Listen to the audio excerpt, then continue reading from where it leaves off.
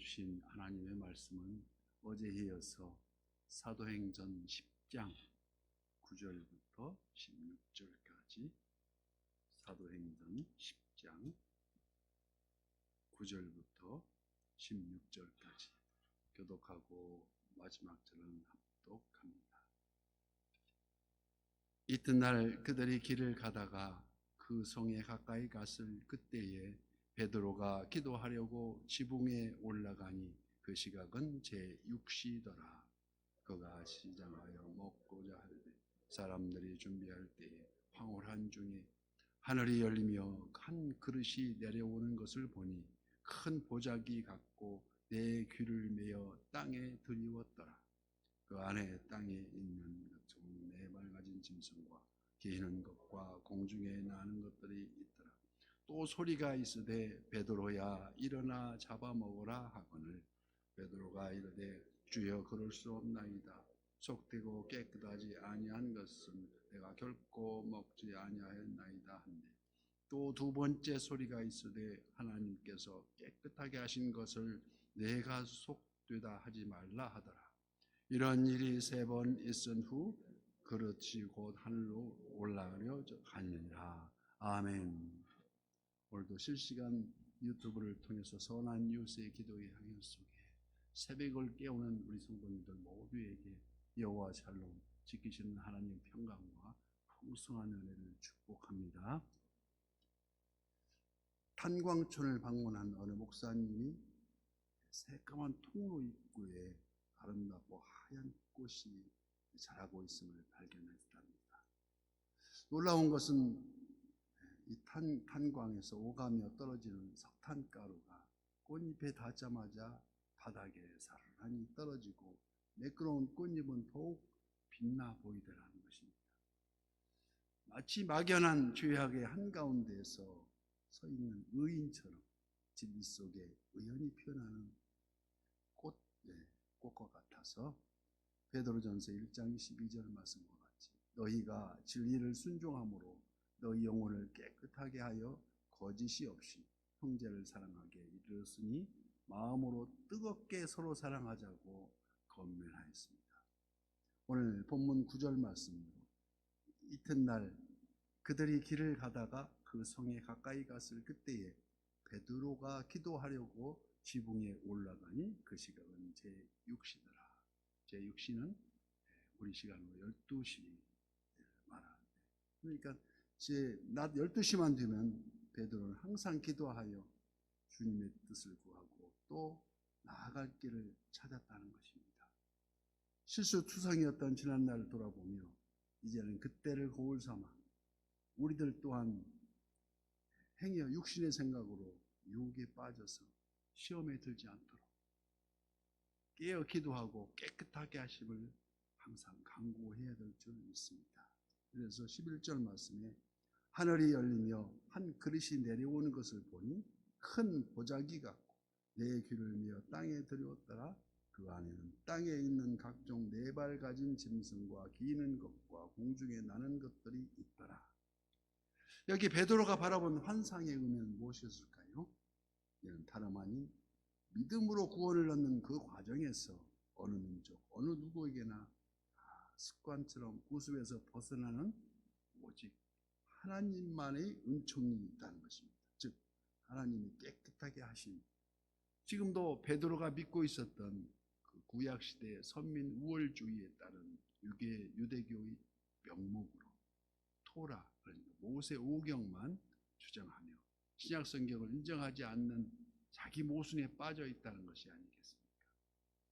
분명히 레위기 11장에는 불결의 조건으로 먹지 말라는 어떤 종류의 동물들을 이제는 깨끗게 하심으로 허용하시겠다는 것입니다.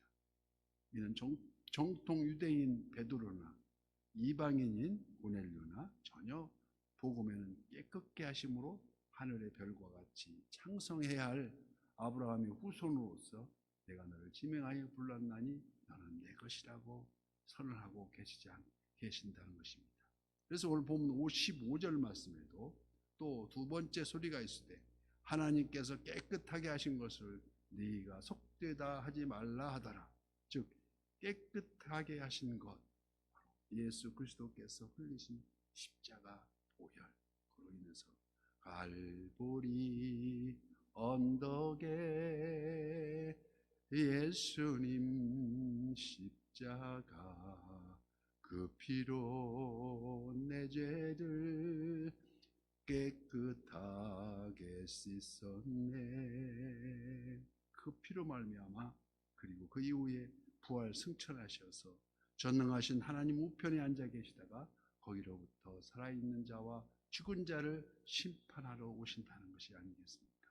이는 오히려 디모데전서 4장 4절 말씀과 같이 하나님께서 지으신 모든 것이 선하심에 감사함으로 받으면 버릴 것이 하나도 없다는 것입니다.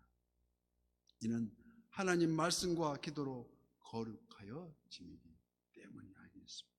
마치 예수님께서 이 땅에 오셔서 문둥병자를 만지시고 세리와 창기들과도 식탁교제를 서슴지 않으신 이는 하나님의 말씀과 기도로 말미암아 거룩함을 보이셨고 또 알게 하셨다는 것입니다.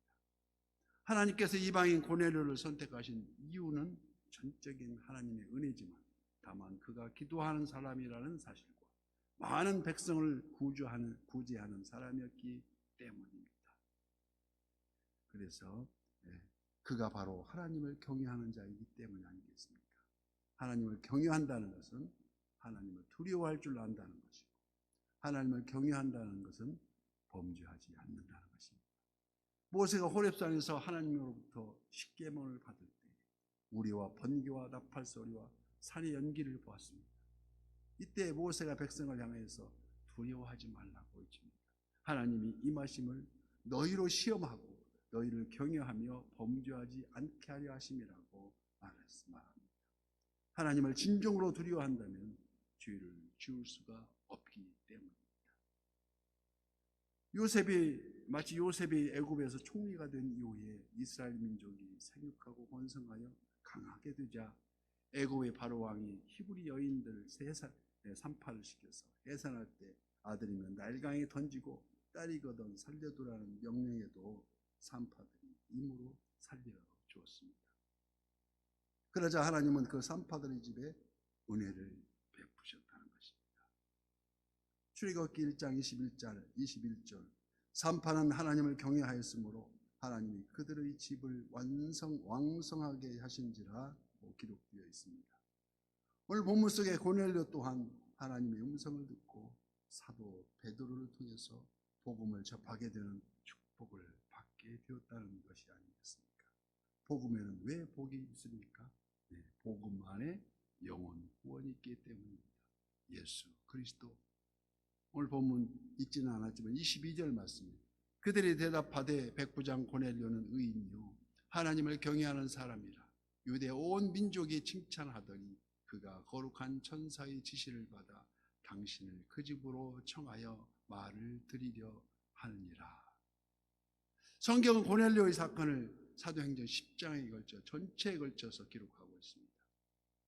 하나님께서 깨끗하게 하신 것을 내가 속되다 하지 말라는 것입니다. 우리는 관습과 인간적인 의와 도덕에 매여서 하나님의 뜻을 잘 구분하지 못할 때가 한두 번이 아닙니다.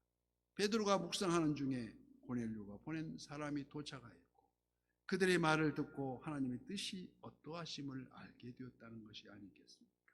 여기 우리는 여호와께서 의로운 사람을 얼마나 사랑하시는지 하나님의 지극히 궁휼하심을 우리는 바라볼 수 있습니다.